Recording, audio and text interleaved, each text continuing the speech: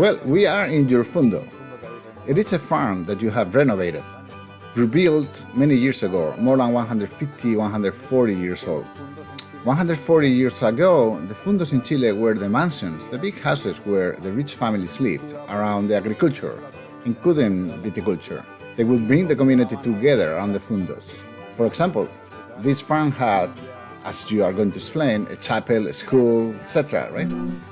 Yes, they had a very large piece of land. They had a lot of servants. Many families lived here, and in fact, so many people were working that they made many more pieces. Their children also studied. They went to the chapel. All the children who grew up were baptized here. They studied here in the fundo. So they were very big places in Chile. Having a school and a chapel, I suppose they also celebrated weddings here. There is a tale of a bride, actually. Can you explain that to me? One of the most important myths that we have here, and that is recognized throughout this place, is the bride of the Mataquito station. She lived in this house too. And she went to look for his boyfriend at the Mataquito station and for various reasons never comes back. And so the legend begins. The same workers and the grannies began to tell their grandchildren because they saw this girl walk on the road, on the bridge, and on the house. So part of the place is part of us, and on the bridge there are colored ribbons, because people started to make wishes, and you make a wish, and if that comes true, you can leave your colored ribbon on the bridge. Well, this started in the year 2012 looking for a very different place to be able to produce different high-end wines that we thought was missing in the offer of Chilean wines, and we saw this coastal area. 24 kilometers from the coast. It has a Mediterranean climate, dry but with coastal influence. We have good rains, with cooler summers, with cooling breezes, and with a type of geology and soil very special that is not very commonly found in Chile. When it comes to rain, how much it rains here? How many millimeters?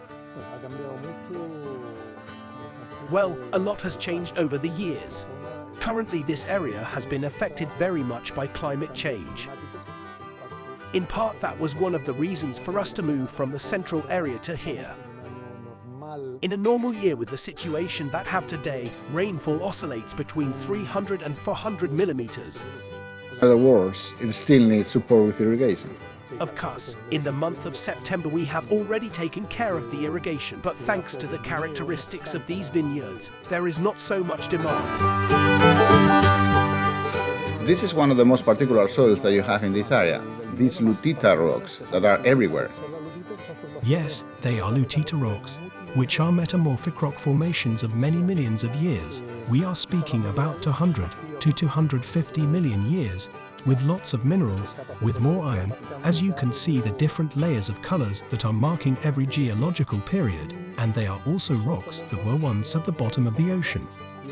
This is a very different soil to what we see in the rest of the field.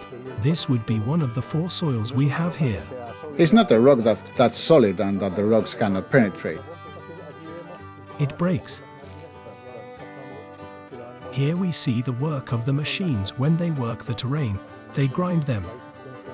They are layers where the roots can penetrate quite easily, but they also contribute to the wine very interesting characteristics. It's a different type of soil. It is similar to the Licorella of Priorat in Spain. Exactly. Everything is a soil called Licorella, which is basically sand that has been compacted for millions of years. It's not exactly the same as that found in Priorat, but it is very similar. They are close sisters. This also breaks easily. Yes, it breaks.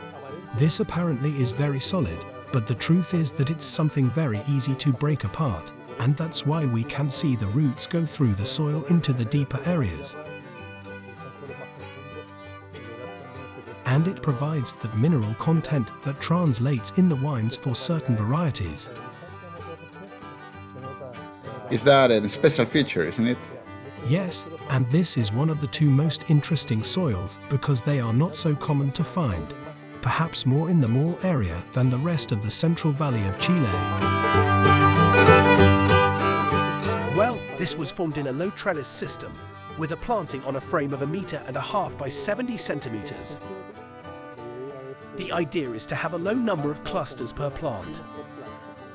There are many plants per hectare, almost 9,000 per hectare, which is not very common either. It has its complications because everyone has to work very special machinery. It's a lot of manual work. The idea is to be able to get a kilo and a half per plant, which are no more than 6 clusters. High density to concentrate the fruit.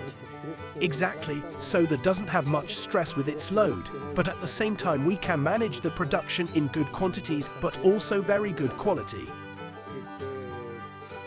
What disease problems do you have in the vineyard?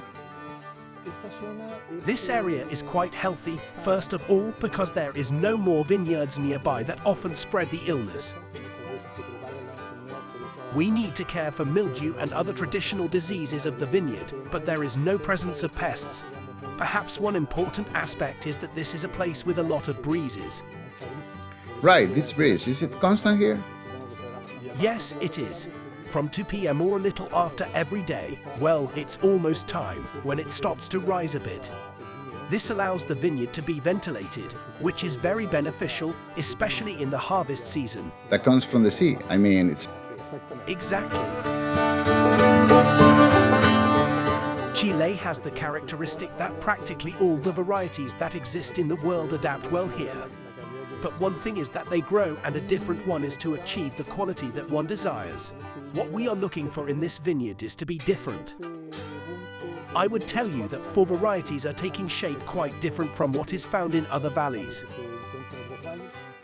These are Cabernet Sauvignon, Malbec, Cabernet Franc, and Merlot. They are the 4 varieties that have a very different typicity to what you can find elsewhere. This was planted in very tiny plots. The largest may be 2 hectares, not more. They are micro plots precisely to be able to do a follow-up of the soils, and each variety is with a different clone in its sector. But I would say that Merlot is very, very different. The one that grows here. Something similar happens with Syrah. And well, we have a bit of Carignan. It was an experiment that has resulted quite well. There are only 2 hectares, but note that more is the Carignan area in Chile. They also present aromas, flavors and textures quite different from what is usually found in Chile. In general, they are coastal wines, they are fresh wines, with an alcoholic degree of 13.5 to 14%. It's not very powerful. These are very friendly wines in the mouth because they don't have very aggressive tannins. But they are very solid wines. In Europe, they will be called Atlantic wines. Here, this will be called Pacific wines. Exactly.